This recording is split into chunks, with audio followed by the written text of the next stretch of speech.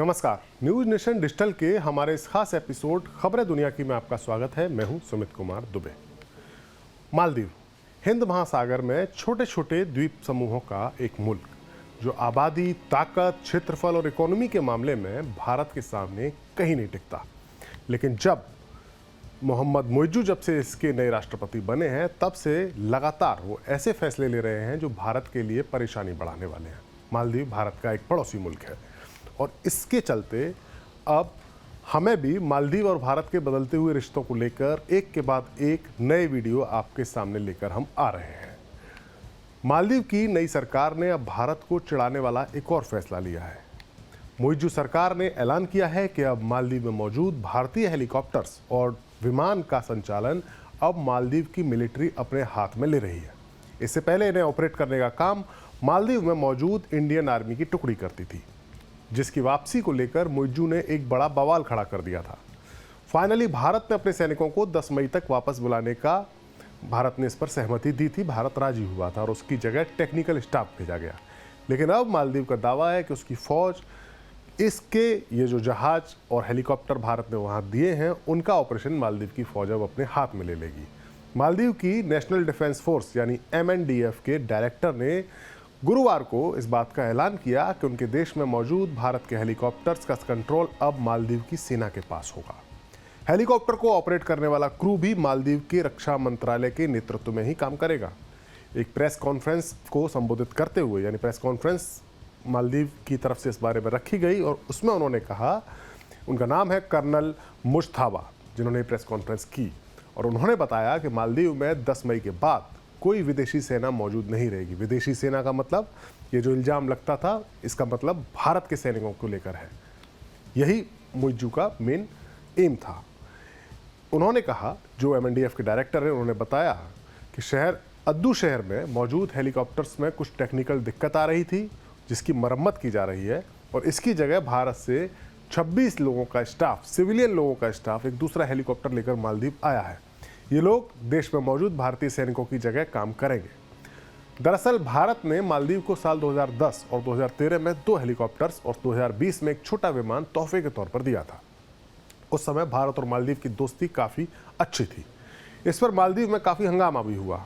मोहम्मद मुइज्जू की लीडरशिप में विपक्ष ने उस वक्त के राष्ट्रपति सोले को इंडिया फर्स्ट की नीति अपनाने का आरोप लगाया था और इंडिया आउट का नारा उन्होंने अपनी इलेक्शन कैंपेन में दिया था, मोहम्मद मुइज्जू और उनके समर्थकों ने।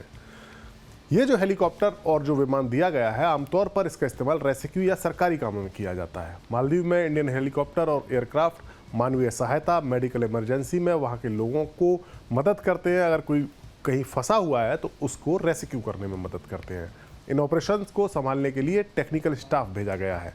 पहले ये काम इंडियन आर्मी की एक टुकड़ी करती थी। जाहिर है, भारतीय फौज को मालदीव की धरती के बाहर भेजना मुइज्जू के लिए प्रतिष्ठा का सवाल बन गया था और अब वो इस मसले को लेकर उसके हर एस्पेक्ट को पूरी तरह से भुनाना चाहते हैं। भारत के खिलाफ मोहम्मद मुइज्जू का रवैया केवल यहीं तक सीमित नहीं है। एक तरफ जहां वो मालदीव के से भारत को बाहर करने यानी इंडिया आउट की मुहिम पर जुटे हैं, तो वहीं दूसरी तरफ चीन के साथ उनकी दोस्ती अब काफ़ी गहरी होती चली जा रही है। हाल ही में भारत की ऑब्जेक्शन के बावजूद मालदीव ने चीन के जासूसी जहाज को अपने पोर्ट पर रुकने की इजाज़त दी थी। इस जहाज की, जो हिंद महासागर में ये जहाज पहुंचा था, उसकी जासूसी की जद में दक्षिण भारत में मौजूद भारत के कई फौजी ठिकाने, नेवल बेस और इसरो के कई सेंटर भी आते हैं। और मालदीव ने इसके बाद अब चीन के साथ एक डिफेंस डील भी कर ली है। इस डील के तहत ऐसा माना जा रहा है कि चीन मालदीव को काफ़ी सिक्योरिटी मुहैया कराएगा, अपने फौजी भी हो सकता है वो मालदीव में भेजे। लेकिन ख़ास बात यह है कि इस डील में कौन कौन से प्रावधान हैं, इसको सीक्रेट रखा जा रहा है। ये एक सीक्रेट डिफेंस डील है चीन और मालदीव के बीच। यानी इस डील के तहत मालदीव में चीन की फ़ौज का दखल कितना ज़्यादा बढ़ जाएगा, इसका अभी तक कोई खुलासा नहीं किया गया है। जाहिर है, चीन के जाल में फंसकर मुइज्जू अपने मुल्क की संप्रभुता को तो खतरे में डाल ही रहे हैं, साथ ही इस इलाके में चीन के लिए एक बड़ा मोहराबी बनते जा रहे हैं और ये भारत के लिए भी एक खतरे की बात है। दरअसल मालदीव हिंद महासागर में जिस लोकेशन पर स्थित है, वो दुनिया की सबसे खास और व्यस्त, उसका जो सी रूट है, जो समुद्री व्यापारिक मार्ग है, वहाँ है। चीन का जितना भी एक्सपोर्ट इंपोर्ट होता है, उसका एक बहुत बड़ा हिस्सा इसी रास्ते से, इसी सी रूट से गुजरता है। हिंद महासागर में भारत काफ़ी मजबूत है, भारत की नेवी काफ़ी मजबूत है और भारत की मजबूत नेवी की टक्कर में अपनी खुद की पोजीशन को मजबूत करने के लिए चीन हिंद महासागर में अलग अलग जगह पर अपने नेवल बेस बनाना चाहता है। इसी मकसद के तहत उसने अफ्रीका महाद्वीप के देश जिबूती में और श्रीलंका के हम्बन टोटा में अपने नेवल बेस बनाए हैं और अब वो मालदीव को अपने प्रभुत्व में ले रहा है। चीन की कोशिश यही है कि मालदीव जैसा देश अगर उसके प्रभुत्व में आ गया, उसके प्रभाव में आ गया, तो उसे हिंद महासागर में मजबूत किलेबंदी करने और भारत की यानी इंडियन नेवी की किलेबंदी को तोड़ने के लिए एक और लोकेशन मिल जाएगी।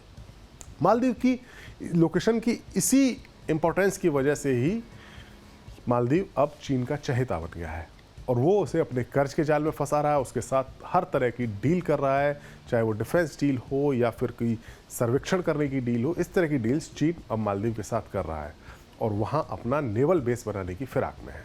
और इसकी शुरुआत करने के लिए उसने पहले भारत को मालदीव से बाहर करवाया है और एक बड़ी डिफेंस डील के साथ इसका आगाज़ हुआ है मालदीव में चीन के प्रभुत्व का। हमारा ये वीडियो आपको कैसा लगा? अपनी राय हमें ज़रूर दें कमेंट बॉक्स में जाकर। देश और दुनिया से जुड़ी बाकी खबरों के लिए न्यूज़ नेशन डिजिटल आप देखते रहें। नमस्कार।